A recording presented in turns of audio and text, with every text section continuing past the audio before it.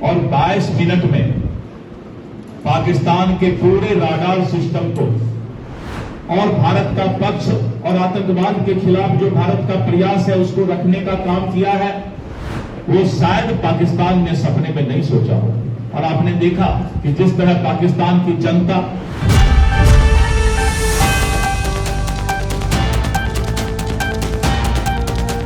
नमस्कार, मैं सुरभि मानसी और आपने देखना शुरू कर दिया है एकदम कड़क। बिहार के पटना में मंगलवार को एक प्रेस कॉन्फ्रेंस जारी हुआ बीजेपी के तरफ से, जहां पर बीजेपी के प्रदेश अध्यक्ष दिलीप जायसवाल मौजूद थे और उन्होंने इस प्रेस कॉन्फ्रेंस में मीडिया से साझा करते हुए कहा कि 29 और 23 मई को आ रहे हैं माननीय प्रधानमंत्री नरेंद्र मोदी बिहार की पावन भूमि पर, करेंगे कुछ योजनाओं का उद्घाटन और शिलान्यास और कई योजनाओं के बारे में चर्चा भी करेंगे जो बिहार के भावी उन्नति और विकास के लिए होगी जरूरी। और क्या क्या इन बातों की चर्चा हुई मीडिया प्रेस के सामने इस प्रेस कॉन्फ्रेंस में, आइए जानते हैं। आज इस प्रधानमंत्री जी के 29 एवं 30 मई के बिहार आगमन और इस कार्यक्रम के लिए आज प्रेस का ये वार्ता रखा गया है। आप सभी प्रेस बंधु का मैं स्वागत करता हूं। थोड़ा विलंब हुआ, इसके लिए माफी भी चाहता हूं। आपको जैसा कि मालूम है कि दुनिया के सर्वाधिक लोकप्रिय नेता और भारत के यशस्वी प्रधानमंत्री श्री नरेंद्र मोदी जी का आगमन बिहार की धरती पर 29 मई को संध्या 5 बजे पटना एयरपोर्ट पर हो रहा है। और पटना एयरपोर्ट जो विश्व स्तरीय भव्य एयरपोर्ट बनकर तैयार हुआ है,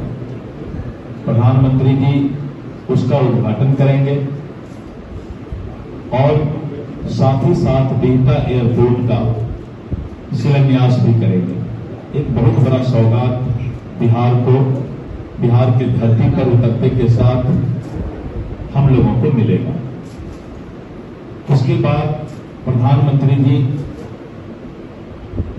पटना एयरपोर्ट से शेखपुरा मोड़, पटेल भवन, राजवंशी नगर, पुनाई चक, हड़ताली मोड़, हाईकोर्ट और इनकम टैक्स गोलंबर, यानी ये जो शेखपुरा मोड़ से बेली रोड इनकम टैक्स गोलंबर तक आप देख रहे हैं, रोड के माध्यम से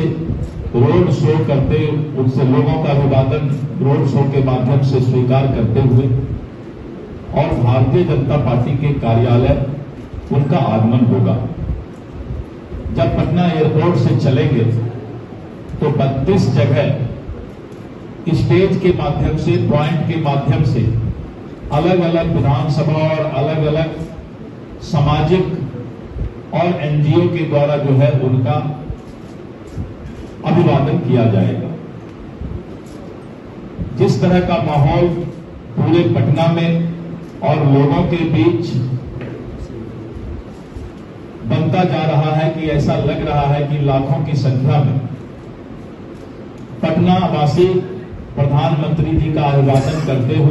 करने के लिए शेखपुरा मोड़ से इनकम टैक्स गोलंबर तक बाईं तरफ, रोड के बाईं तरफ सभी लोग खड़ा होकर के उनका स्वागत करेंगे। विभिन्न तरह का स्टेज पर जो है कार्यक्रम भी चलता रहेगा और अभिवादन का किसी राजनीतिक दल के बैनर के तले उनका अभिवादन नहीं है, क्योंकि प्रधानमंत्री जी का आगमन ऑपरेशन सिंदूर के बाद हो रहा है। आपने देखा था कि जिस तरह पहलगाम में निर्दोष सैलानियों का आतंकवादियों ने निर्मम हत्या किया था और निर्मम हत्या के बाद प्रधानमंत्री जी झंझारपुर मिथिलांचल की धरती से पूरे दुनिया को ये संदेश दिए थे कि आतंकवादियों की सजा सपना में भी जो नहीं सोचा होगा वो भारत देने का काम करेगा। और उसके बाद ऑपरेशन सिंदूर और भारतीय सेना का शौर्य और पराक्रम, 22 तारीख की घटना और 22 मिनट में पाकिस्तान के पूरे राडार सिस्टम को पैरालाइज्ड करके और जिस तरह से 9 आतंकवादी ठिकानों को निस्नाबूद किया गया और 100 से ज्यादा दुर्दांत आतंकवादियों को मौत का घाट उतारकर और दूसरे दिन जब पाकिस्तान में आतंकवादियों का जनाजा और अर्थी निकला तो पूरा दुनिया ने नए भारत को देखने का काम किया। और आपने देखा कि जिस तरह से संसदीय दल पूरे विश्व के विभिन्न देशों में और भारत का पक्ष और आतंकवाद के खिलाफ जो भारत का प्रयास है उसको रखने का काम किया है। पूरा दुनिया भारत के साथ है कि आतंकवाद के खिलाफ भारत के कदम सराहनीय हैं। और इसके बाद मोदी जी ने स्पष्ट कहा है कि मेरे मां बहनों का सिंदूर उजाड़ने वाला आतंकवादी ये सिंदूर नहीं चिंगारी है और ये चिंगारी की आग पाकिस्तान को और इस लपेट में पाकिस्तान भी आएगा अगर वो आतंकवाद को अपना पनाह देने का काम, धरती बनाने का काम करेगा। और स्पष्ट संकेत उन्होंने दिया है कि ये युद्ध विराम हुआ है और अगर पाकिस्तान ने फिर नापाक, नाम तो है पाक लेकिन हरकत करता है नापाक, अगर पाकिस्तान ने नापाक हरकत करने का प्रयास किया तो पाकिस्तान के बाद उसकी जो हालात होगी वो शायद पाकिस्तान ने सपने में नहीं सोचा हो। और आपने देखा कि जिस तरह पाकिस्तान की जनता, वहां के जनप्रतिनिधि ने सरकार और पाकिस्तान के सेना पर दबाव बनाया कि हम भूखे मर जाएंगे अगर हम भारत से इस तरह की लड़ाई लड़ेंगे और पाकिस्तान त्राहिमाम करने लगा। मैं प्रधानमंत्री नरेंद्र मोदी जी को और भारतीय सेना को धन्यवाद देता हूं कि आपने जब ऑपरेशन सिंदूर चलाया तो एक भी निर्दोष लोगों का पाकिस्तान में आपने हत्या या उसका कोई नुकसान पहुंचाने का काम नहीं किया। ये है नए भारत की तकनीकी। इसलिए मित्रों, ऐसे प्रधानमंत्री जो ऑपरेशन सिंदूर के बाद पहली बार बिहार पधार रहे हैं, बिहार की जनता पलके बिछाए हुए बैठी है कि उनका स्वागत करें, उनका अभिवादन करें। और दूसरे दिन सुबह 10 बजे उनका शाहबाद के धरती विक्रमगंज में एक आम जनसभा है और उस जनसभा में 29,000 करोड़ रुपया का नवीनगर का पावर प्रोजेक्ट का शिलान्यास करेंगे, पटना सासाराम ऐसे एक्सप्रेस वे का शिलान्यास करेंगे। और प्रधानमंत्री जी जब भी आते हैं तो विकसित बिहार का सपना पूरा करने के लिए सौगात लेकर आते हैं।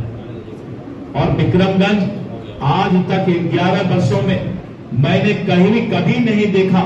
कि इतना बड़ा पंडाल, इतना बड़ा हैंगर बना हो, 1.25 लाख कुर्सी और इतना बड़ा पंडाल शायद इस देश में सबसे पहली बार शाहबाद के धरती में बना है। शाहबाद की धरती को कुछ लोगों ने रक्त रंजित करने का काम किया और जिस तरह से माले और अन्य पार्टियों की एक्टिविटी वहां पर बढ़ी थी, उपचुनाव के बाद वहां की जनता ने विराम लगा दिया और सबने इस बात को बताया कि हम बिहार और विकसित बिहार के सपना के साथ हैं। हम नक्सलवाद और आतंकवाद और हम किसी भी अन्य एक्टिविटीज के साथ नहीं हैं।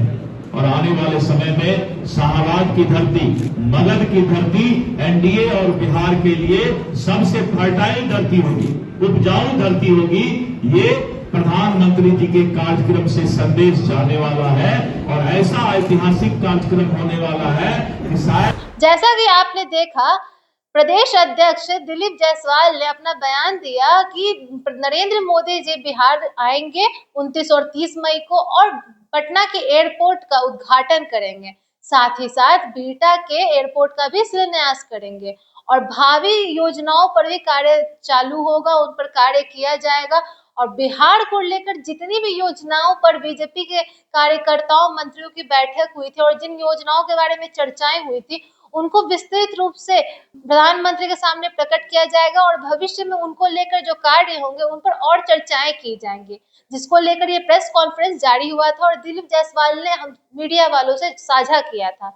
विधानसभा चुनाव से पहले, जो बिहार में विधानसभा चुनाव 2025 होने जा रहा है, उससे पहले बीजेपी की ये जो रणनीति है, ये जो राजनीतिक दांव पेच है, विकास योजनाओं की चर्चाएं हैं और एयरपोर्ट का उद्घाटन और बिहटा एयरपोर्ट का शिलान्यास है, इसको लेकर आपकी क्या राय है? यह केवल विकास की घोषणाएं हैं कि सच में विकासशील कार्य होंगे बिहार के लिए, या सिर्फ ये विधानसभा चुनाव तक ही टिक कर रह जाएंगे ये वादे और घोषणाएं? आपकी क्या राय है कमेंट बॉक्स में हमें बताएं और बने रहें एकदम कड़क के साथ। और ऐसी कड़क न्यूज के लिए देखते रहें एकदम कड़क और सब्सक्राइब करें और बेल आइकन को दबाना ना भूलें ताकि आपसे कोई कड़क न्यूज छूट ना जाए। और अपने मित्रगणों से, परिवार वालों के साथ शेयर करें एकदम कड़क न्यूज चैनल्स को और बने रहें और देखते रहें एकदम कड़क। धन्यवाद।